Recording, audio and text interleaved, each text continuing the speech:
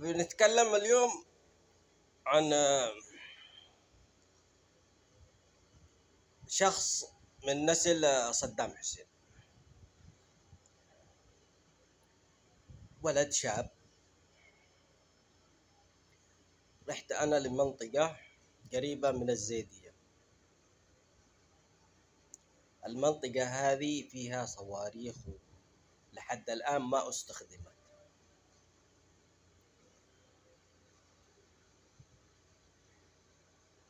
فجلست في مكان كان هو يتمركز فيه، يجلس فيه دواما، معيقات في الليل طبعا، ومخزن. وكان المنطقة هذه يجلس فيها هو وناس آخرين، احتمال حراسات على منطقة صواريخ وما صواريخ.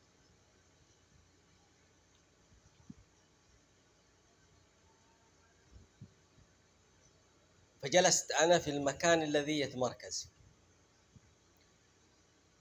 فجاء ومعه عدة أناس. الأناس خافوا ينزلوا للمكان اللي أنا فيه،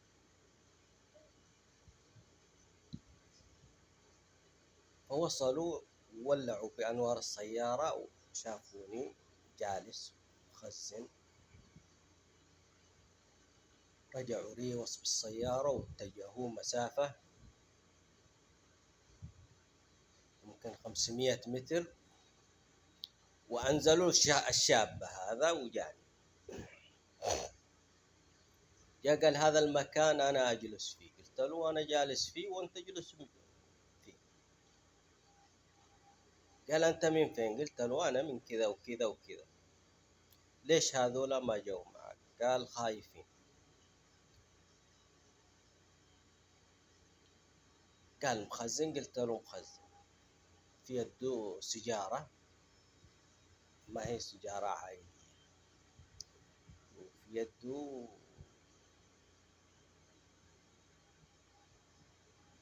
قارورة وسكي.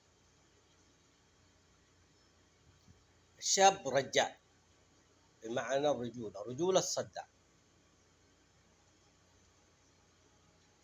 قال لي تعرف مين؟ قلت له أعرف فلان. قال والنعم. وأعرف فلان؟ قال والنعم. وأعرف فلان؟ قال والنعم. فجلسنا سواليف أنا وياه. وش جابك هنا؟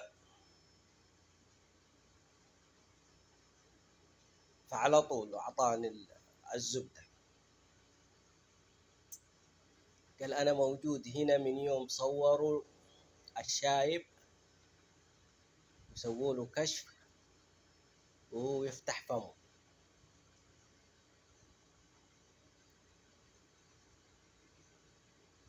ويعرضوه بهذه الطريقة المهينة. أنا موجود من يومك. قلت له شفتك قبل فترة في مركبة رسمية. قال صحيح. وانت فين؟ قلت له أنا في منطقة حولكم، بس أنت جيت وناس هنا مركبة رسمية. قال لي صح. قلت له المركبة الرسمية هذه تابعة أو مصروفة من دولة ثانية. قال لي صحيح. قلت له المركبة هذه تيجي أصلا فيها شرائح، تفقد أو تسرق أو مسمو، يرجعوا للشريحة ويحددوا مكانها بالأقمار الاصطناعية، يعرفوا هذه المركبة فين عن طريق الشريحة. وما دام أنت شرحت لي وضعك إنك في هذه المنطقة عشان التصوير المهين الذي ذكرته والكشف الطبي المهين وعرضه في التلفزيون، فأكيد التصوير والعرض عرض هنا في اليمن. وأكيد ما دام أنت زعلان فأنت عارف الزبدة إن صوروه وكشفوا له كشف طبي هنا في اليمن. فخذ هذه المركبة الرسمية الذي تتحرك عليها، ما هو في الخطوط الأمامية إطلاقا، بعيد بعيد بمئات الكيلو، هذا ممكن بعيد عن منطقة الجبهة ب250 كيلو أو 300 كيلو بعيد عن منطقة الجبهة.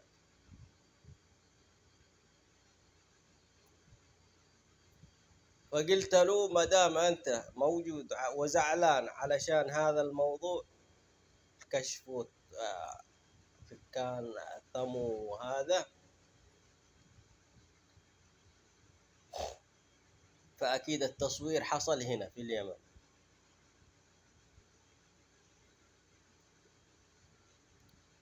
وأنصحك ألا تركب المركبة الرسمية، لأن المركبة الرسمية مصروفة من دولة ثانية، والمركبة الرسمية فيها شرايح.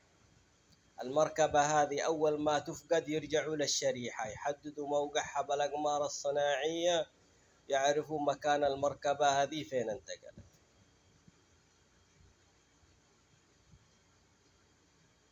قال لي شكرا، وأعطاني ما في صدره وراح.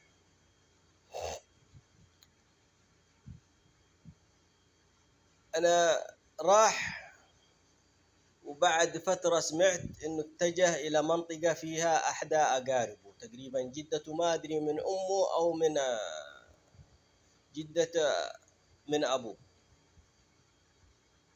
يا يعني إما أم أبوه أو أمه.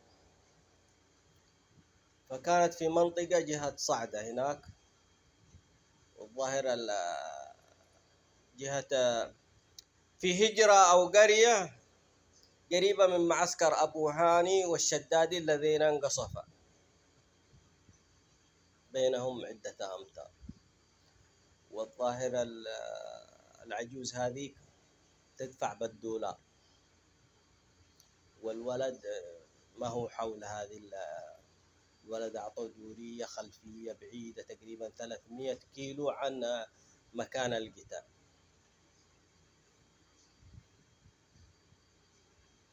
وطاح في شباب سكر وحشيش وكذا، وضاع زيادة الولد.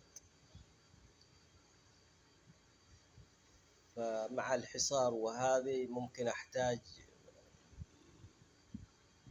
فلوس، فاتجه إلى المنطقة التي فيها جد أمه أو أم أبيه،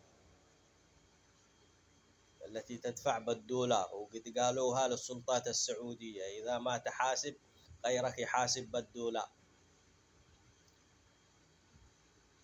فاتجه وما حصل أحد، أو تعذرت تفتح له احترازات أمنية وكذا، فرجع بسرعة جنونية وحصلت له حادثة وتوفي.